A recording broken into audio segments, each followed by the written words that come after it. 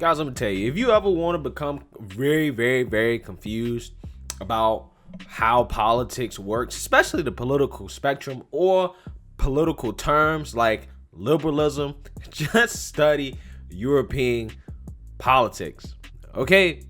Because I'm gonna tell you, they got a lot of parties, right, that have a whole lot of different ideologies that really will just make your head spin. And that's one of the reasons why I stopped using the phrase a liberal's worst nightmare, and I try not to use the word liberal a lot to describe the left, because on a European scale or international scale, liberal can mean a lot of different things.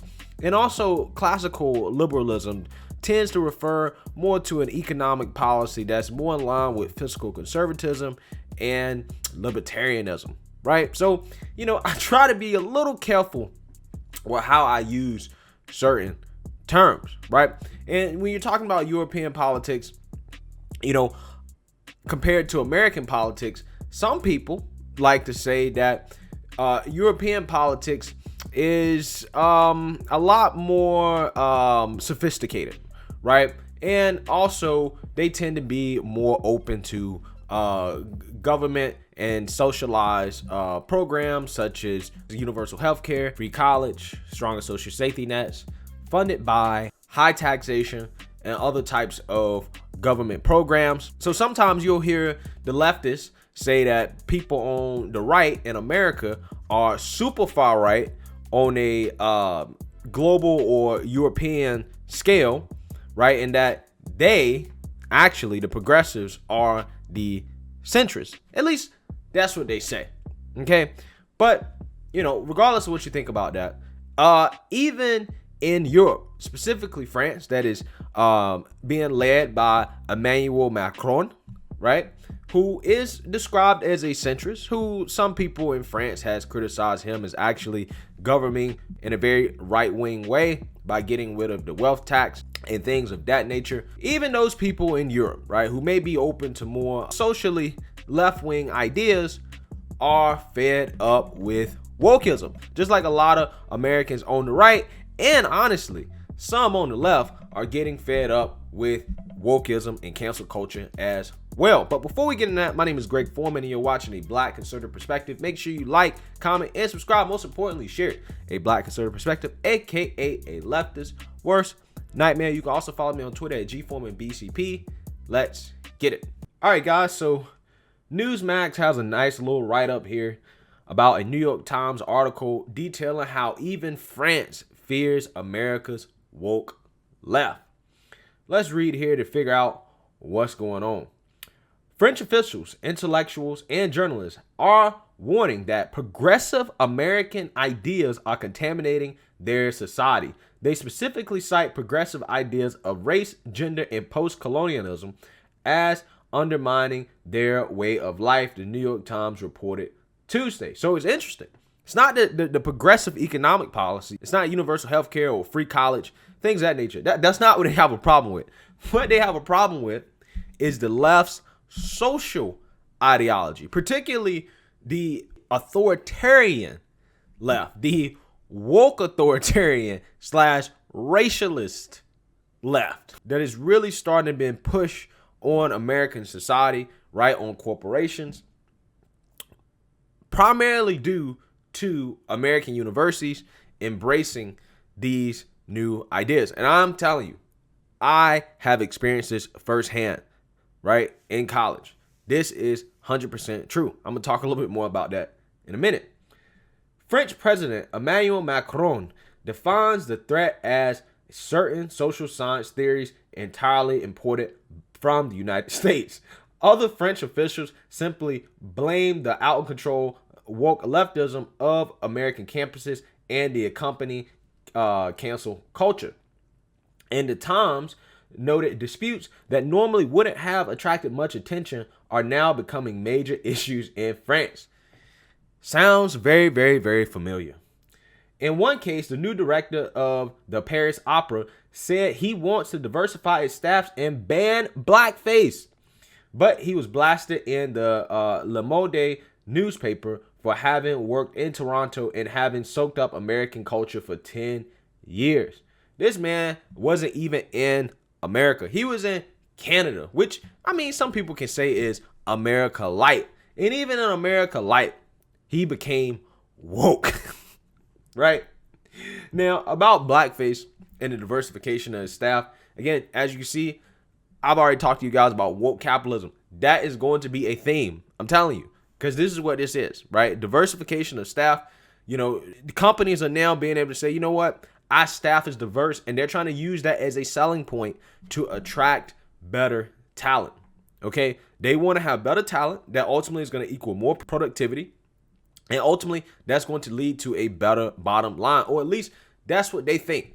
Okay? That is what they think. So they need more diverse faces, right? They don't care about diverse ideas. They care about diverse faces. More diverse faces equals the perception that the company is diverse, which is going to attract more diverse talent, which would lead to more profitability. That's what they believe. Now, in reference to blackface, I've already talked about blackface. I don't understand the need to even ban blackface. I don't want a government that's banning something like blackface. I don't care about blackface. If you're white and you want to wear some black paint and you want to dress up like a black person, I really don't give a damn, right? I don't care. Do you live your life? You're not offending me, okay? I don't care. You know, do you, okay? Freedom. That's how I feel about it. And I really don't understand the people that get offended by it. I get the history of it. I understand the whole minstrel show and all this other stuff. Like, I get it. But I don't let history define who I am or how I think about certain issues, okay? Because at the end of the day, I don't have time to be offended. I'm too busy trying to live my life and make a living for myself. And I feel like if more people took that approach to life, they would be a lot less offended and a lot better off, right? So let's keep reading here. In addition, mass protests sparked by the killing of George Floyd broke out in France against police violence, and a hashtag #MeToo movement confronted male power and older feminists. Floyd's death reignited tensions over the death of Adama Traoré, a black man who died in police custody over 4 years ago. NBC News reported in one demonstration, thousands of French protesters took to the streets to denounce Traoré's death, according to NBC News. But the French say it's not just one issue that has them concerned. Quote, "It is a series of incidents that was extremely traumatic to our community and that fell under what is called cancel culture," said Nathalie Heinrich, a sociologist. All right, so France is concerned about woke culture, and they're blaming it on American universities. Now, I want to talk about that a little bit because my experience at American University, this is 100% true, right? You know, having went to UNC Chapel Hill, I remember taking this one, like 300 level sociology class where a professor, his name was Ted, he literally taught the most woke class you can ever imagine. Okay, we watched the documentary, what is it called, 13th or something like that, like the one that's about, you know, the history of, I guess, racism in this country or whatever, right? Like, we watched that. You know, we talked about meritocracy. We talked about how messed up society was against black people. We talked about all that, right? And every single paper that I wrote, right, this was during my time in college where, you know, I became a lot less woke, right? When I started to realize, like, you know what, let me put in this work. You know, let me take some responsibility, and, you know, things will be okay. So every single paper that I wrote, I literally argue against everything that he taught. And I made an A in that class. And this man was so fascinated by my arguments because here I am, a black man, right, in a class where they're basically teaching people that black people are victims, okay? And that, you know, our current system is not meritocratic. But I think there's some legitimate arguments for that. But here I am basically writing and railing against wokeism, right? And this idea of black victimhood. And this man is just fascinated. Obviously, he's an older white guy. He's fascinated. He's like, oh, man, a black man that's thinking for himself. A black man that believes in himself. A black man that does not believe that white man has authority over him. And this man was perplexed. Okay. I actually became pretty cordial with him, right? I actually should send him an email. But, the thing is that I can definitely say that with all the cancel culture stuff, with all the woke stuff going on, I remember, it was during a time where, they were banning Ben Shapiro from going on college campuses, right?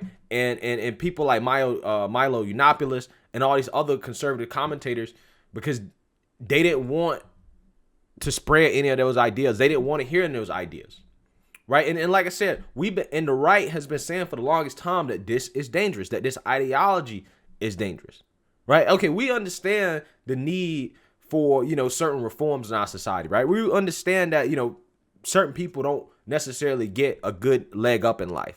However, that can apply across all racial lines, right? And I think that this sole focus on identity and race politics, I think, is getting into the territory of extremism, okay? Particularly when you have politicians like Cori Bush, who every time she speaks, it's from the perspective of white supremacy, right? White supremacy this, white supremacy that. Like, that type of ideology and discourse is dangerous in politics. And in my opinion, it is just another form of authoritarianism. Okay, for as much as the left wants to, go against Trump for his authoritarianism, at the same time, they are embracing racialist authoritarianism at the same time.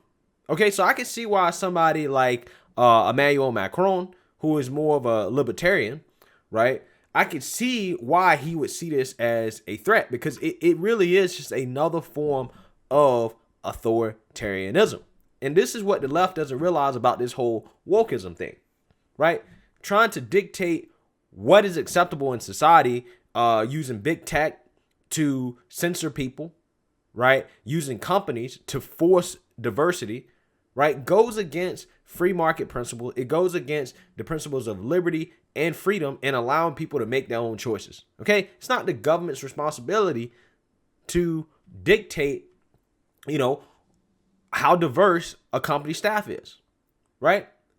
And see, that's what the left doesn't understand. When you start to ask for this type of authoritarianism, that has far-reaching consequences, right? And particularly a lot of white people are going to see this as dangerous, because it kind of is a direct threat on the white patriarchy, okay?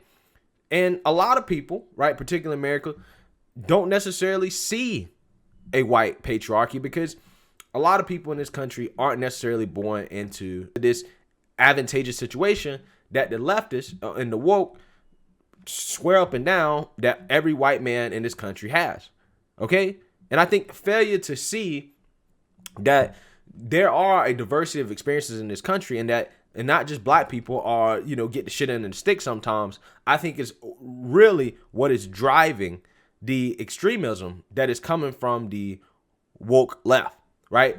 And even in Europe, where they're more open, right, to some of these ideas, right, they're more accepting of gay marriage, and they're not as religious as America. It is interesting to see a country like France, who some people say, France is a racist country. That's what some people say, to be fair. But it is interesting to see a country like France come out against this type of wokeism, right? It is very interesting to see that. So, the thing is, we're starting to see a lot of, the far left social ideologies in the United States start to be exported around the world. And I think the implications of that are going to be interesting. And it's going to be interesting to see how more countries start to respond to this and whether or not they choose to accept it. Because right now, it seems that corporate America has accepted it. And if corporate America has accepted it, then there's only a matter of time before it is going to be shipped across the world, because we live in a globalist society. And a lot of these other countries are going to have to respond to this. So it'll be very, very, very interesting to see how this unfolds, and if any other leaders come out and speak out against this, because this has now become a global ideology. Okay, so let me know what you guys think. Make sure you like, comment, and subscribe. Most importantly, share a Black conservative perspective. Peace.